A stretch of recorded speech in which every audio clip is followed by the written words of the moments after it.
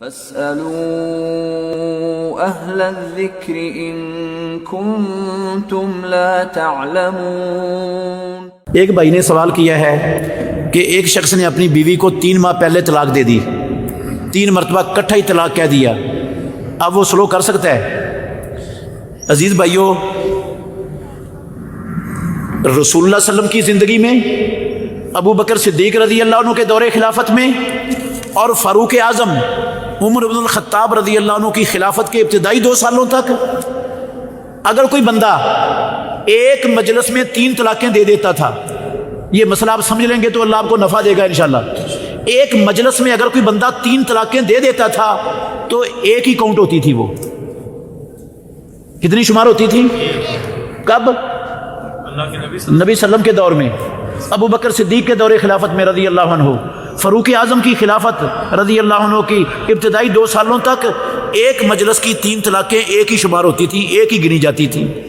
اور یہ ہم سب جانتے ہیں کہ دین اللہ کے نبی کی زندگی میں مکمل ہو گیا ہے۔ آپ صلی اللہ علیہ وسلم کے بعد نہ وحی کسی پر اتری ہے اور نہ قیامت تک اترے گی، نہ وحی کسی پر اتری ہے اور نہ قیامت تک اترے گی۔ یہ تو یقینی ہے نا بات، وہی دین ہے جو رسول اللہ صلی اللہ علیہ وسلم کی زندگی میں تھا، آج بھی وہی ہے، قیامت تک وہی رہنا ہے۔ تو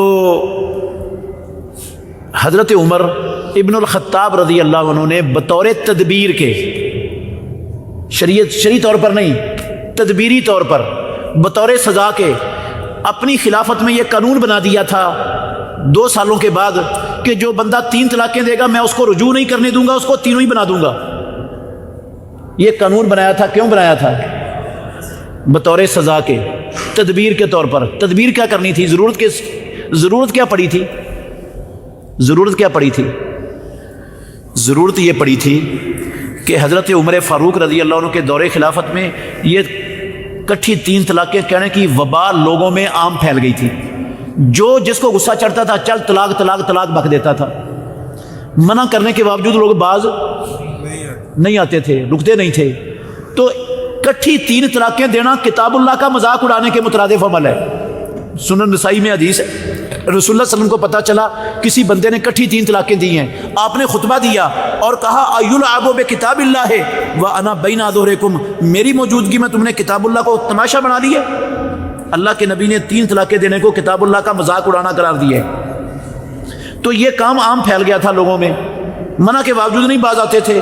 حضرت عمر رضی اللہ عنہ نے اس کام سے روکنے کے لیے بطور تدبیر کے یہ قانون بنایا تھا، وہ قانون شریعت نہیں تھی۔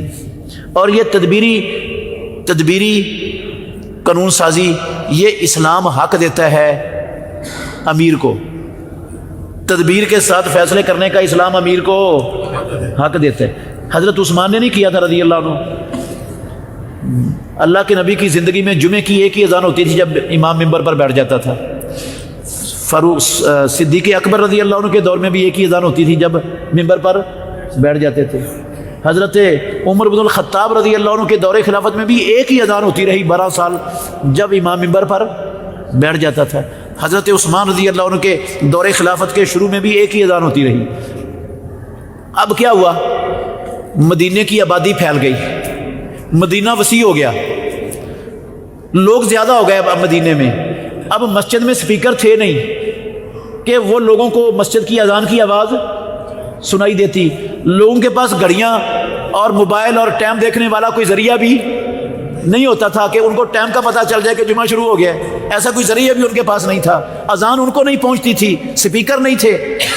تو حضرت عثمان رضی اللہ عنہ نے بطور تدبیر کے کوئی شرعی حکم انہوں نے آرڈر جاری نہیں کیا، یہ کوئی شرعی آرڈر نہیں ہے، شرعی حکم نہیں ہے، شریعت نہیں ہے، بطور تدبیر کے انہوں نے زورا مقام پر بازار کے اندر ایک اذان کہلوانی شروع کر دی، زائد، ادھر ایک اذان ہو رہی ہے اور ایک اذان ادھر بازار میں ہو رہی ہے، تاکہ وہاں کے لوگوں کو بھی آواز پہنچ جائے اور وہ بھی جمعے کا فریضہ ادا کر سکیں، جمعے کے فریضے سے وہ کوتاہی نہ کر بیٹھیں، پیچھے نہ رہ جائیں، ان تک تو یہاں کی آواز پہنچ ہی نہیں رہی۔ اس ضرورت کے تحت بطور تدبیر کے حضرت عثمان رضی اللہ عنہ نے یہ کام کیا، اجازت تھی ان کو کرنے کی۔ فاروق اعظم رضی اللہ عنہ نے پابندی لگا دی تھی حج تمتع کرنے پر، اللہ کے نبی نے حکم دیا تھا صحابہ کو حج تمتع کرنے کا، آپ نے زبردستی حج تمتع کروایا صحابہ سے اور کہا جو اکیلے حج کی نیت کر کے آئے وہ عمرہ کر کے احرام کھول دے، جو حج قران کی نیت کر کے آیا وہ بھی عمرہ کر کے احرام کھول دے۔ صرف وہ نہیں کھولے گا جو قربانی بھی ساتھ لے کے آئے اور حج قران کی نیت کر کے آئے، باقی سب سے آپ نے احرام کھلوا دیا اور حج تمتع کروایا۔ اور آپ نے کہا اگر مجھے پہلے پتہ چل جاتا جو مجھے بعد میں پتہ چلا ہے تو میں بھی قربانی ساتھ لے کے نہ آتا، میں بھی عمرہ کر کے احرام کھول دیتا، پھر 8 ذوالحجہ کو احرام باندھ کر پھر میں حج کرتا۔ تو کروایا نا اللہ کے نبی نے۔ حضرت عمر رضی اللہ عنہ نے اپنے دور میں پابندی لگا دی کہ حج و تمتع کوئی نہیں کرے گا۔ کیوں لگائی؟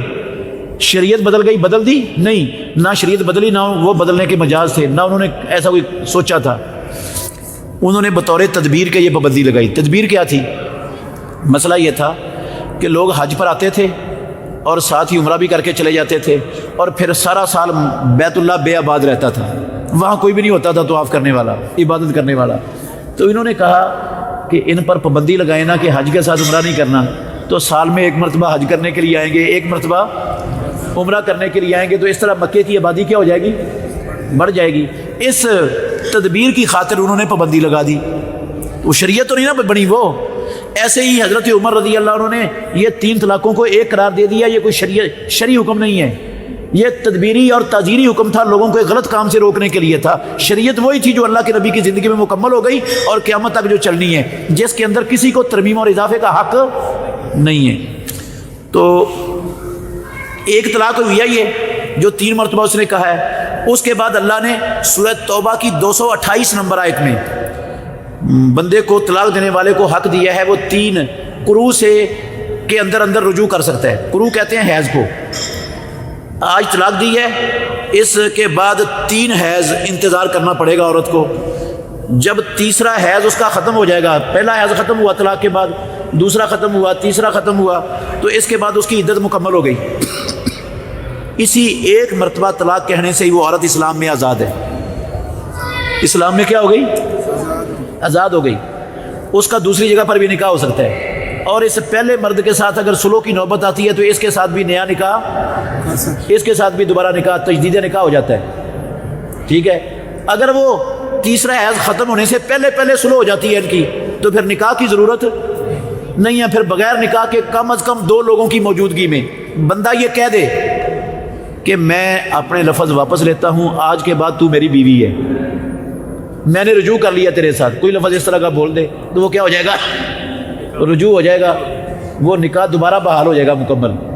ٹھیک ہے، اگر یہ نہیں بولا، عدت ختم ہو گئی، تو دونوں کا آپس میں نیا نکاح بھی ہو سکتا ہے۔ یہ زندگی میں طلاق کے بعد 2 مرتبہ ہو سکتا ہے۔ طلاق کے بعد یہ زندگی میں 2 مرتبہ کر سکتا ہے پوری زندگی میں۔ اگر 2 مرتبہ کر چکا ہے، طلاق دے کے سلو کر چکا ہے، 1 مرتبہ طلاق دے کے سلو کر لی، پھر طلاق دے کے سلو کر لی، پھر زندگی میں کسی موڑ پر طلاق کہہ دیا، اب سلو کا دروازہ بند ہو گیا، اب وہ عورت اس مرد پر ہمیشہ کے لیے حرام ہو گئی۔ سمجھ آ گئی بات؟ تو یہ بھائی جس نے پوچھا ہے، اگر تو اس کی بیوی عدت کے اندر ہے تو وہ کم از کم 2 لوگوں کی موجودگی میں وہ یہ لفظ کہہ دے کہ میں اپنے لفظ واپس لیتا ہوں، تو میری بیوی ہے تو ان کی سلو ہو جائے گی۔ لیکن یہ طلاق ساری زندگی کاؤنٹ ہوتی رہنی ہے، اور اگر عدت ختم ہو گئی ہے اور دونوں سلو کرنے پر رضامند ہیں تو پھر نئے سرے سے نیا نکاح ہوگا مکمل، نیا حق مہر ہوگا، نیا ایجاب و قبول ہوگا، ولی کی اجازت بھی ہوگی، ولیمہ بھی ہوگا، سارا کچھ نیا کرنا پڑے گا، پھر ان دونوں کا آپس میں نکاح ہو سکتا ہے۔ دونوں کا آپس میں سورہ توبہ کی جو 232 نمبر آیت ہے نا، اسی مسئلے میں اتری ہے، ایسے ہی مسئلے میں۔ ماکر بن یسار رضی اللہ عنہ، صحیح بخاری کی حدیث ہے، ان کی ہمشیرہ کو طلاق ہو گئی، عدت گزر گئی، خامد نے رجوع نہیں کیا۔ عدت کے بعد لوگوں نے ماکر کو کہا کہ ہم آپ کی بہن سے نکاح کرنا چاہتے ہیں، پیغام آنے شروع ہو گئے۔ وہ پہلے خامد کا بھی پیغام آ گیا کہ میں بھی نکاح کرنا چاہتا ہوں۔ ماکر رضی اللہ عنہ نے قسم اٹھائی، کہنے لگے پہلے میں اپنی بہن کا نکاح اس کو دے کر اس کو عزت دی تھی، اس کو راس نہیں آئی، اس نے میری بہن کو طلاق دے دی ہے، اللہ کی قسم اب دوبارہ اپنی بہن کا نکاح اس سے نہیں کروں گا۔ جبکہ وہ پہلا خامد اس کو بسانے میں مخلص تھا اور بہن بھی وہاں بسنے کے لیے تیار تھی۔ اللہ نے یہ آیت اتاری، وَإِذَا طَلَّقْتُمُ النِّسَاءَ فَبَلَغْنَ أَجَلَهُنَّ فَلَا تَعْضُلُوهُنَّ أَن يَنكِحْنَ أَزْوَاجَهُنَّ إِذَا تَرَاضَوْا بَيْنَهُم بِالْمَعْرُوفِ۔